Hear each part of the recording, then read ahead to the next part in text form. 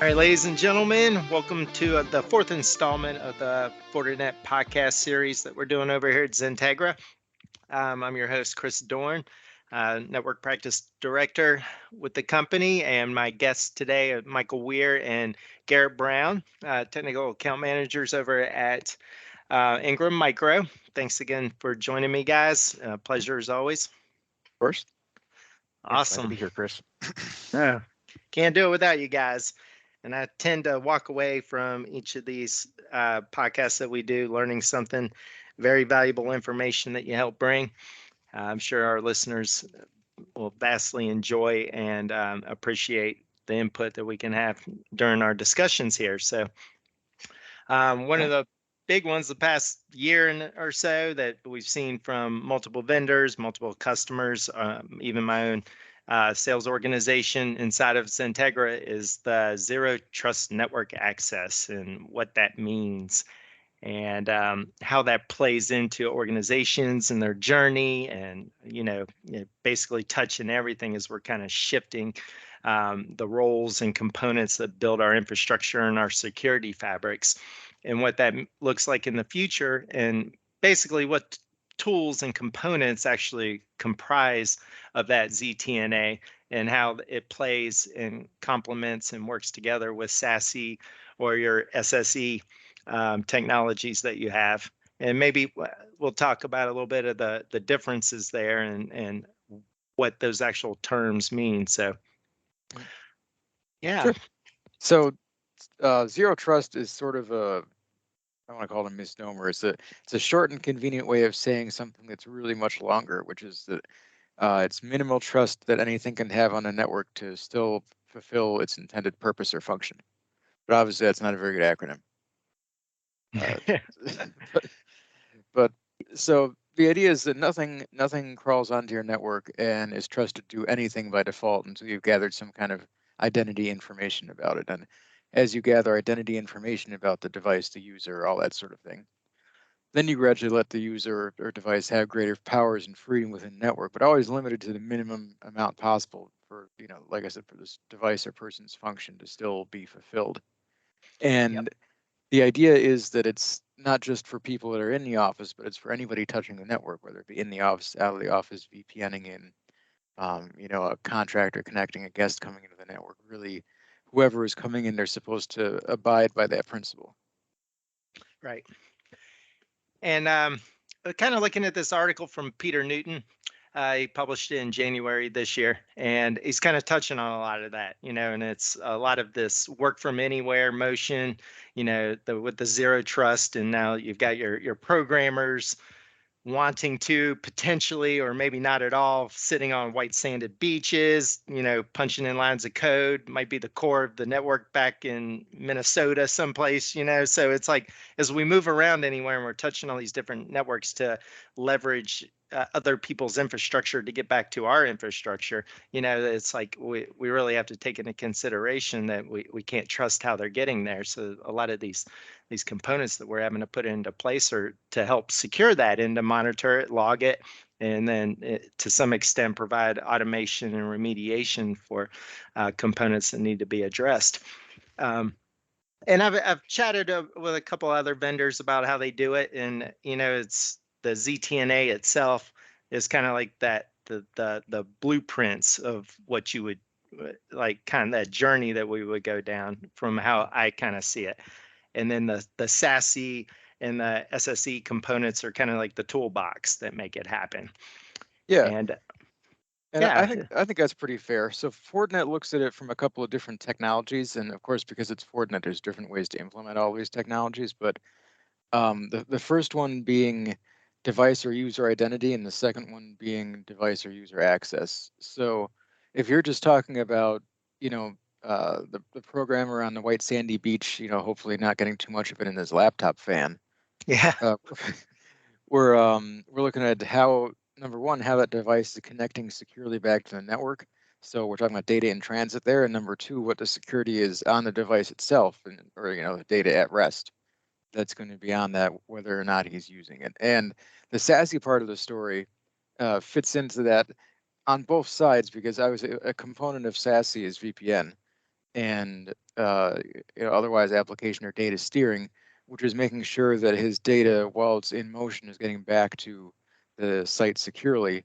But the other side of it is protecting the rest of the device that's not over that VPN, because SASE, providing some sort of firewalling as a service, typically IPS, web filtering, application control, these things you would get on site to make sure that not only is the data coming on and off being protected, but the whole device itself is being protected. So Fortinet puts that together with, like I said, FortiSASE, but effectively FortiClient and FortiSASE together on the network. FortiClient does device identification, compliance checks, gives the device a tag, and based on that tag that's being passed along with the device's information, the home network, the FortiGate, FortiSwitch, FortiAP, Forti, I mentioned those because of SD branch, all those different pieces can adjust their permission and routing settings based on this tag that's coming in on the device information through that connection. Of course, like I said, SASE is doing the part that's not on the network.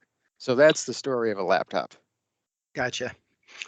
Yeah, thanks. And you bring that up, like the VPN component, and I've had some of the other vendors kind of point out, like VPN, you got to move away from it. It's the old way of doing it. But then when you get down to the underlying components of their technology for the ZTNA interaction through the SASE products, it's really they're spinning up a lot of micro VPNs, just kind of based on how things need to shuffle around once you make that connection.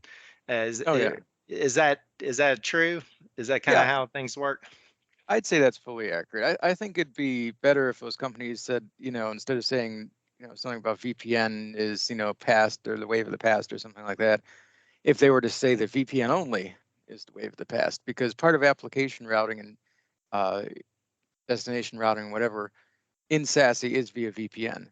But the difference is that a VPN, when you're connected to it, unless you're doing a non-split tunnel where 100% of your traffic is going back to home office, which is very inefficient. But if you're doing a split tunnel VPN, only that traffic that's going through the VPN is protected. The rest of how they're getting to the web isn't protected. So what the SASE vendors are really saying, if they were to fully explain themselves, is that we can't rely on everything being protected by a VPN. So the VPN protects corporate traffic, but the rest of the data on machine can still be accessed through, take your pick, still, regular intrusions, viruses, data exfiltration, all these sorts of things that can get onto the endpoint. Yeah. Now, how I understand. I guess I heard some analogies the other day, and for our listeners, I think one of the good ones I was understanding that made a lot of sense to me right off the bat, and this was from another vendor, and I don't want to like repeat everything they said, of course, on their podcast, but they were kind of adhering it to like going to the airport. Everybody ultimately needs to get it in a seat on an airplane, but when you get to that you check your stuff in. Maybe you don't, but you hit the TSA, you might have access um, to the regular line. You might have an expedited, pre-check kind of access to kind of circumvent some of the steps that you need. But ultimately, at the end of the day, there's a bunch of different airlines there. You could pick and choose. You could have multiple tickets if you really wanted to, but you want your seat, and that's basically like the application that you're trying to get your job function done. So I thought that was a pretty good way of kind of looking at it from a non-technical standpoint. I'll bang up their analogy a little bit though. Yeah. Because once you get through the TSA checkpoint, you're in the terminal. And really, if we're talking about ZTNA, somebody should be escorting you to your gate. You shouldn't be able to wander freely in the terminal, which in this case would be, the network that you're on. Because obviously at the gate is your destination and you've been checked. But once you're in the network, that guide, at least from Fortinet's perspective, would be FortiNAC, Network Access Controller, that's going to look at all of the pieces that are inside the network, and the reason I say FortiNAC as opposed to just the FortiClient tagging I spoke about before is FortiNAC watches everything in the network. So it doesn't just watch laptops and PCs. It watches things like door sensors and phones and cameras and other things in the network that pass IP or non-IP traffic, but they aren't they're headless or brainless devices. So picture Fortinac being somebody picking you up at the gate and picking you up at the TSA checkpoint and walking you to your gate and making sure you don't go to somebody else's gate. That little golf cart thing. Getting that little golf cart. I was going to say. Yeah, there you go. So another analogy that they had used is kind of like the wristbands at Disney World and Disneyland. Like where you're just wearing that device now. Basically on your arm, and there's no more tickets you have to show and everything. But you want to ride Space Mountain, and that's what you're there for. But like to your point, you'd almost have to have Mickey Mouse or Donald Duck escort you from the ticketing line all the way to the ride in the back of the park there. Make sure you didn't like wander over to the Haunted Mansion or something. In one of the different areas. Like you're here to ride Space Mountain. That's all you're gonna get to do.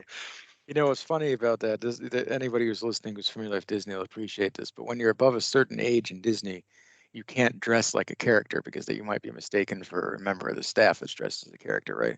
So we could even bring impersonation analysis into this, that if when you're in that Disney park and someone's bringing you around, they're also checking to make sure you really are Belle. You're not just an average person off the street wearing a dress. Yeah. And Fortinet actually has some techniques for that. The most obvious one, and once again, and this is still part of the Zero Trust story, would be FortiMail has literal impersonation analysis, where it looks for, if we're Christopher Doran or Christopher Drowan, to see if, one letter is off your protected email address. We see, oh man, somebody's probably trying to spoof him. Or even within the network, if a device's properties suddenly radically change, Fortinet can be alert to that and change that device's access accordingly. So like if something presents itself as a printer, but it suddenly starts passing file traffic like a server, Fortinet says, hey, this thing has changed what it is. It's changed its property. We're going to quarantine it. We're going to do whatever my network administrator has told me to do with it. Gotcha. And so what I'm hearing based on you stating that though, it's like no vendor or actual deployment's going to be the same because there's different components that build the SASE journey as we're going down that path. And you might need 6 or 7 different products to achieve the goals of zero trust that is inside of your organization's framework and desired path. But it might only be 3 or 4 for another client. But you're pointing out here, I think that, we have some of the main components. We're going to have like the FortiGate for that edge. That's going to be one of the foundation components of the SASE journey. And then we have the FortiClient for those remote users. But like you're mentioning here, we have the Forti Network Access Controller, FortiNAC, to kind of make sure that we're steering through our journey appropriately and not veering off into any other areas that we might get in trouble for, or inadvertently or on purpose. Right.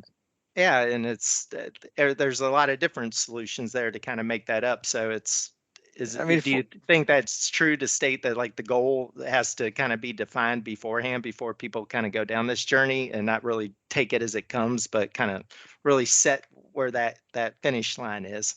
oh You yeah, think that would help them out? no, definitely. I think this definitely we're definitely in an age where it has to be intentional network design, not a haphazard network design. But it's worth noting too, though, that even if you can't afford it all or do it all up front, Fortinet does have ways to sort of ease you in. Excuse me. So if we look at FortiGate, if you put together FortiGate, FortiSwitch, and FortiAP, there's a free onboarding NAC that's done between the combination of those three, so that you can say, when you get on a network, this is where you get sorted to based on fill in the blank criteria, your EMS tag, your user, your MAC address, what have you. And it's not dynamic like a Fortinet, but for somewhere that's a small office, they've got 15, 20, 25 people in there. Their only IoT is a printer. Everything else is managed by whoever they're renting from, that kind of thing. They can start off there. They don't have to go and implement a full-fledged Fortinet right off the bat, bite off more than they can chew right off the bat. Yeah, just kind of have some stuff there sitting there waiting to be deployed and managed. And it's like, hey, we still have to put all the FortiGates in place first. Yeah. Right. Kind of add that on at a later point in time as you continue down that journey. Mhm. What other components do you guys think would kind of play into that? Is there a space inside of the SASE journey from the Fortinet angle with like FortiADC and some of those other components? So that's looking the other way.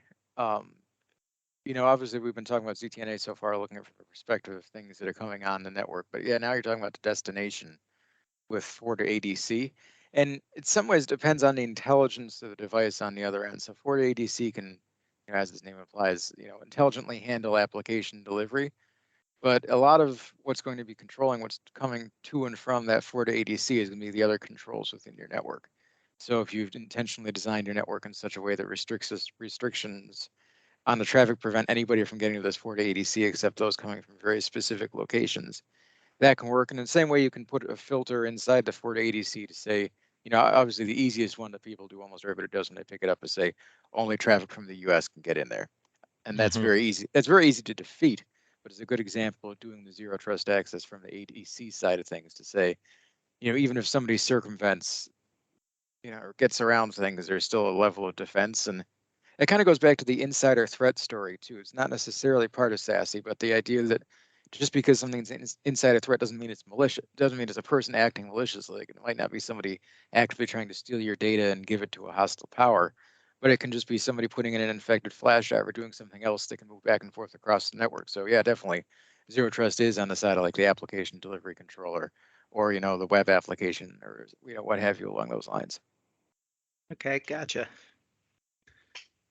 Is there anything like with the a Forta authenticator that would kind of plug its piece into that fabric for that zero trust? Is there a play in that? Is it deemed like a big component, or is it like a nice to have add-on, or is there mainly I'm asking, is there a big role that it could play inside of your environment and your ZTNA deployment? Oh yeah, so part of doing the identifying of a device and who gets what kind of access, as we've spoken about, is having some sort of identity provider or identity and access management device within a network. And FortiAnalyzer can definitely function as one of those. And the idea being that if you have FortiAnalyzer, well, it's kind of like the concept of single sign-on. You've got your two factors, you get your FortiAnalyzer and say a Forti token. What NIST would define as a factor would be something you are, something you have, and something right? So you've got at least two of those going on. You're getting into the network that way, and then the Forti authenticator would broker your access to everything else. Say, okay, this person signed in, this person's from this group, this person's from that. And the nice thing about the Forti authenticator is, let's say right now you've got a Radius server, an LDAP server, and you have Azure AD, because it's a very disorganized environment. You didn't intentionally plan. You just got things out there as they're coming. The Forti authenticator can pull all of those. Before making and pulling information from before making a decision about what it is it's going to do, and then it can propagate the answer to the challenge back out to all of them and say, okay, this person is good, we'll push through their credentials. Really, you can, if done right, you can make it so it's almost entirely invisible to the end user as well. Because I know oftentimes when people hear these zero trust conversations, especially when it comes to identity and authentication, they think, oh man, somebody's gonna have to enter 5 different tokens and know 15 different passwords and that kind of thing. But it doesn't have to be that way. If it's intentionally designed, we can have one central place brokering their identity and their access, like a Forti authenticator. All right, gotcha. Yeah, that aggregation of all these different directory services, Okta to, like you said, Azure AD, as we lean up more on the cloud for a lot of those components, and providing that single sign-on at the end of the day is, do your users a favor and kind of make it happen for them, so they're not punching in the token multiple times and username and password and what have you. Oh yeah, and I mean a certain amount of it too, though, comes to back-end management. It's not necessarily an automated process, somewhat a manual process of just, ensuring when people make these accounts, their passwords are of sufficient strength, that they have their two-factor authentication turned on, that they're responsible to say, oh man, I lost my token, not sitting there trying to hide it for 3 weeks or something like that. That they somehow trying not to log out. The user behavior is always a hole in everything. So that's why we're trying to decrease resistance and make this a nice simple thing with a single sign-on. Yeah, nice. So the Forta OS 7.2, is that what we're looking at right now is our latest deployment of the Fortinet operating system? So I haven't played with 7.2 much yet. I'm still on the 7.0.x series right now myself, but I can say that Fortinet, whereas last year their focus was on SD-WAN with 6.2 and 6.4, this year the focus is on the ZTNA for 7.0 and upcoming 7.2. And it's not that they're going to start neglecting SD-WAN or something like that, but they're going to keep advancing that feature set. But with the idea that we've entered this, the work from home, the work from anywhere era, that's the more pressing concern, is that we have zero trust networks set up. And part of that too, though, is the SD-WAN story in the form of SD branch.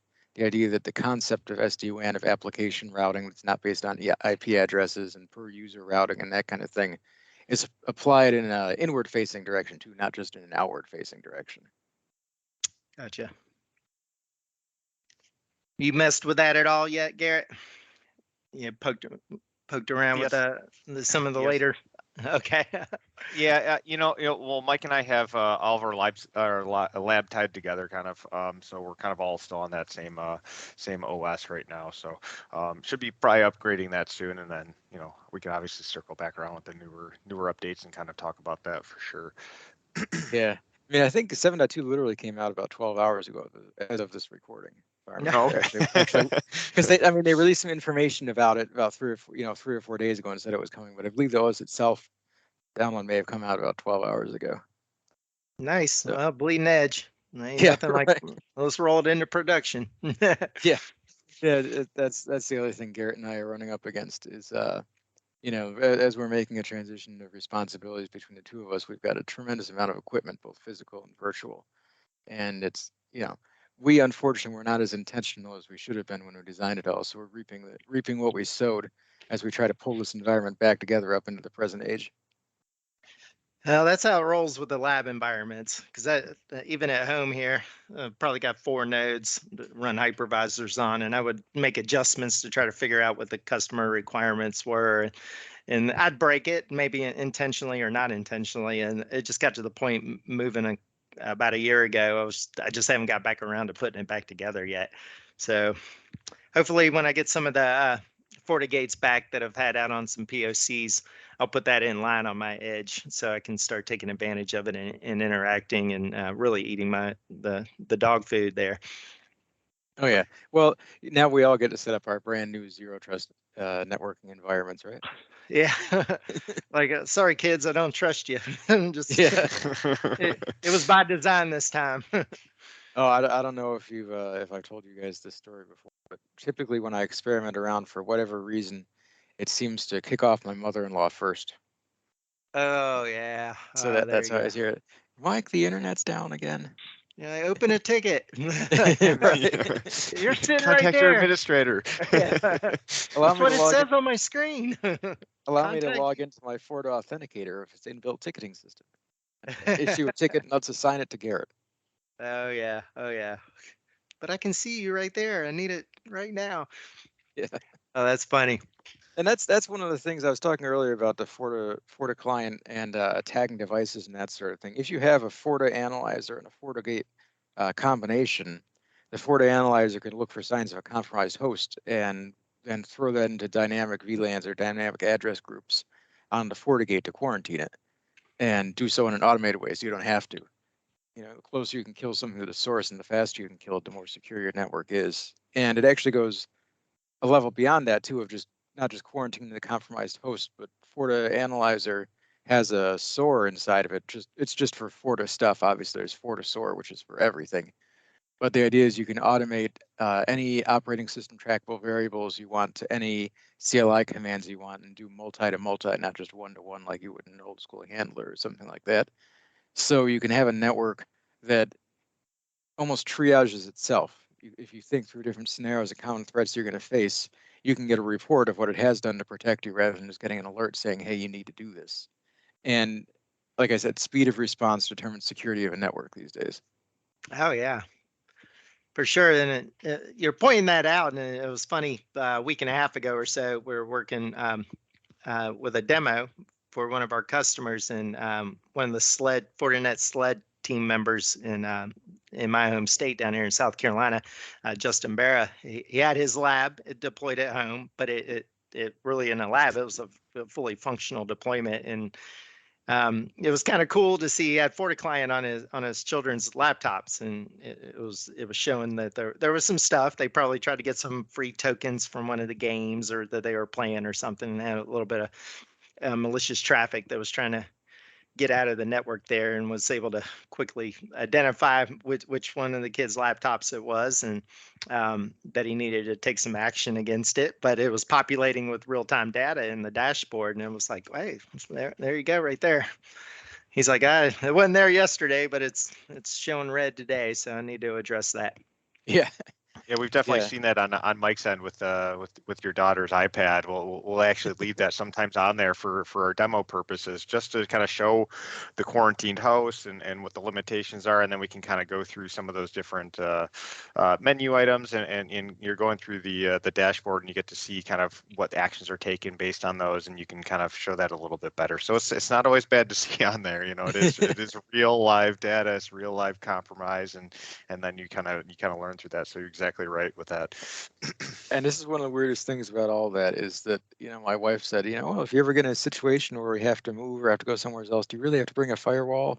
It's like, well, now that I know what my family's internet usage actually looks like, yes, I can Yeah. go back to my little home router. It's given out by the cable company or something. Yeah, exactly. Now, the CASB, having that inline cloud access security broker for the outbound traffic there, that's stated in kind of position as a piece of the ZTNA.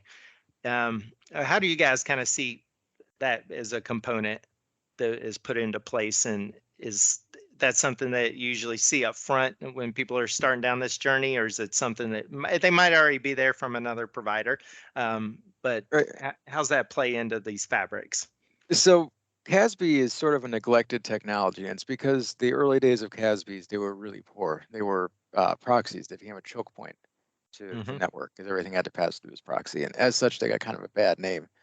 FortiCASB and a lot of the other newer CASBs, they're API connections, not proxies. So they're directly connected to whatever app it is you're using. And, the app is aware of the CASB and vice versa. And like I said, the reason I say neglected technology, not just because people had bad experiences with it, is because people have a lot of faith in their cloud applications and the providers of them and say, oh, I don't really need this extra layer of security. I'm just going to let my cloud provider take care of the access. And most of the cloud providers, if you read their agreements that they're making with you, only really guarantee you two things. They only guarantee the people who access it are going to be people that had credentials, and any data that goes up to it will come down the same as it went up. And there's nothing they do about if somebody steals credentials, if when data is put up, it contains threats, all these sorts of things. What CASBs like FortiCASB do is they step in there and say, we're going to do a security scan on the data as it comes up and down to look for threats, to look for data loss, to broker authentication, as is in their name, in a more accurate way. And it actually becomes easier for the end user too, because when they log in, effectively what they're really doing is logging into the CASB, and the CASB is the one that's distributing their access. So rather than having to log into 15 different cloud programs, they're logging into one. And the pleasant side effect of the CASB, besides securing it, is that we've given them a simpler user experience too. Nice. And it is one of those things. I mean, it has a companion called CWP, Cloud Workload Protection, for those who are doing your PaaS and your IaaS, not necessarily doing your SaaS. But it's the same idea that we're looking at data in motion and at rest because they're aware of each other now. It's an API connection for threats that are coming through, for data that's going out that should be going out, that kind of thing. Because as I said, people have this false sense of security from their cloud provider that somehow this is being done for them, when really it's not true. And that's not a knock against the cloud providers. It's just that's not their function, right? Their function is to provide the service or the platform, the infrastructure to you, and they leave you to be the one securing it. So are we kind of in the second generation of CASBs at this point? I would say about a third to half of manufacturers have entered the second generation of CASBs. I would obviously Fortinet has. I would say to anybody that's looking at CASB, besides obviously me repping Fortinet because of my position, just to look and see that architecture, is it API based or is it proxy based? And some of the ones that haven't switched over to API based yet, they're just throwing tons of resources at the proxy to try to make the proxy faster and try to make it make you not notice as much that it is an old technology being used. But we're kind of in an in-between situation. It's almost like EDR, where we're in between generations, where some people doing EDR 1.0, some people are on more OB 2.0. Same thing with CASB. Gotcha. Okay. Yeah, I used to go to some conferences about EDI version 1, 2, or should we just move over to XML? So it sounds like as we kind of made that shift over to the API driven kind of framework for it, that's really what we need to look for. So that's very interesting. You pointed that out. It wasn't something I would have known to even speak about. So Yeah, I mean, API that's three letters that do a lot of magic. So if you look at Fortinet or some other vendors, but like I said, I speak specifically about Fortinet. FortiGates work on industry standard protocols, and they accept JSON commands. So anything else that does JSON, you can make an API, REST API, what have you, to your FortiGate. And of course, as I said before, anytime you have an API connection, you have two things that are now aware of each other. So it's a stronger level of security than two things that are just in line with each other and neither one knows the other is there. If you have somebody who's really intrepid and knows JSON and knows TCL and those sorts of things, theoretically speaking, you could put your entire network on one big API. Interesting. And then we got to secure the APIs too. Well, that comes down to device security again. It's a circle, right? It is a circle. And again, that kind of the tool set that encompasses that circle is the SASE components, and then that actual framework being the ZTNA, and how we're going to get there and identifying the goals as an organization. Or sometimes, those goals are kind of driven, starting to see a lot of CMMC requirements for the at least level 2. And as folks are going down that path, it's identifying those gaps and where those risks are.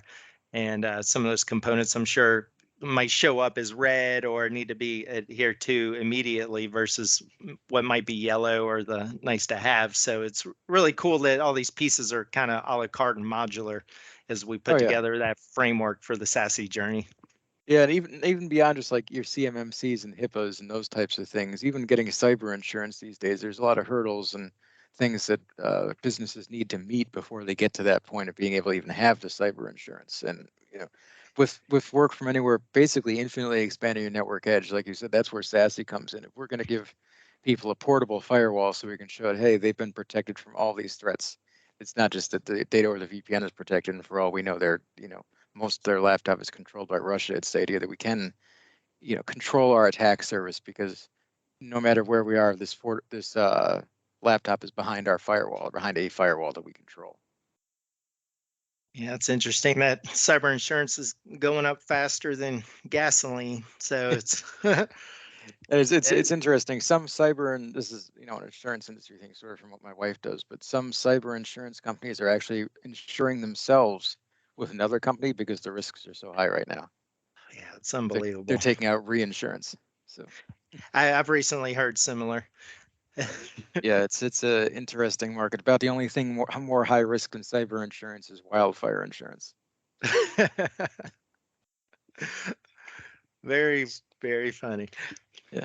Well, interesting. So, I mean, this is all very good points. I would assume that this helps kind of demystify, and put some of the components in place, so that folks are like, well, I need ZTNA. It's like, well, you really don't need ZTNA. You need some tool components of SASE or Secure Services Edge to really kind of make that happen. So, trying to differentiate that, and so that the conversations kind of flow a little bit better, I think is pretty important, and it's very valuable that you guys are here to kind of help our customers and listeners understand that. Oh yeah, and I'll say some good words about you guys. Just there's some resellers and service providers out there that would gladly load you up with a whole bunch of products you don't really need. But I know you guys have a good understanding of this is what we actually need to do for this environment versus this would be superfluous, or this would protect only this really out there situation. You're not going to just load people up with gear for gear's sake. Yeah, and nothing worse than circling back around like a year later, and it's like that ZTNA component is still sitting on the shelf. You guys haven't deployed it yet. And no, we didn't have any SASE expertise in house, but we've been paying for it. And it's just like, oh, I'm sorry that happened. Yeah. So that's why we're here. We don't want to bite off more than we can help our customers get to either. But if you want to, you could forklift a whole truck worth of technology in, but I think everybody knows at this point it's a journey and not a turnkey solution. So, oh yeah, and in this day and age of hardware restriction, trouble getting your hands on pieces, it's worth noting that pretty much all the Fortinet technologies I've talked about are available as VMs as well, and they're available for most of the major hypervisors as well as most of the major clouds. So it can slot into your environment easier than if you had to wait, X amount of time for a whole bunch of servers to come in or something like that. Yeah, definitely. That spin up time we can get to a lot quicker with the virtualization. And that's always been a really nice piece, to have to fall back on, or, in a lot of circumstances, it really helps the customer prepare a little bit better too. So when we do get down to brass tacks and start flipping some knobs and turning some dials there, that, what needs to be put into place is already present. Oh yeah, yeah. Well, very cool. Well, gentlemen, I super appreciate you guys joining me again. I could talk about this probably twice a week in this kind of format because it's just such a hot topic, coast to coast. My team up in Canada, their customers are having the same discussions and still kind of sometimes they're scratching their head, sometimes they fully understand it, but at the end of the day, it does. Again, it varies a little bit between the vendors and the approach that you take with it, but seeing that all those components are typically a la carte and again can be kind of put into place when you're ready to put them into place and travel down that journey one step at a time. It's great to know that the tool set from Fortinet can help deliver that at the end of the day. Oh yeah, absolutely. Well, thank you everybody who's downloaded and listened to us. Next time we'll tackle another product. Not sure which one that will be yet, but as I kind of dig in here a little bit more and continue my education and journey with Fortinet, I'm sure something will pop up. And thanks again to the Ingram team here, Garrett and Michael, for joining me. It's always a pleasure, gentlemen. Yeah, Of course. absolutely, Chris. No problem. Yeah, enjoy the rest of your week. Well, you guys too. And we'll chat with you soon. Okay, sounds good. Bye, everybody. All right, guys, take care. Bye.